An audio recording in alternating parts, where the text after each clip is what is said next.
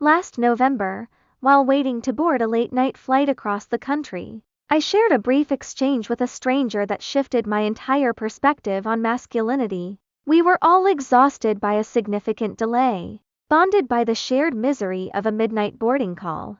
The man standing behind me struck up a conversation. When I mentioned I was traveling for a nursing interview, I asked what he did for a living. He looked down at his feet, his posture slumping as he muttered, "I don't know, it's pretty boring. You probably wouldn't want to hear about it." I laughed and encouraged him to share. He explained that he worked for a company developing electrical devices to be sealed into the concrete of skyscrapers. These devices remotely report on a building's structural integrity during earthquakes or hurricanes. Just an office job. He added.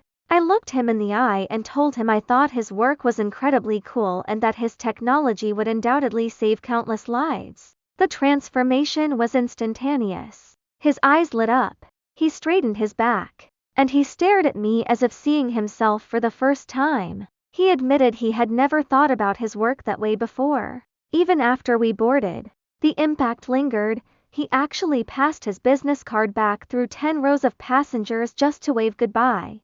I wasn't looking for a date, but that 5-minute interaction revealed a deep-seated truth about the male psychology, the hero archetype. From a young age, boys dream of being the dragon slayer or the man of honor. Yet, in our modern world, men are frequently told their masculinity is toxic, their strength is oppressive, and their contributions are merely the result of privilege. By offering a few words of genuine admiration, I watched a man rediscover his pride. It reminded me of a secondary, equally vital archetype, the woman worth fighting for. Historically, women have been the ones to civilize and inspire, acting as the beauty to the beast. When we choose to compete with men or tear them down, we become adversaries rather than the #1 fans who fuel their motivation. We often talk about a crisis of masculinity, but we must ask ourselves what our role is in fixing it. Whether you are navigating the dating market or have been married for 30 years,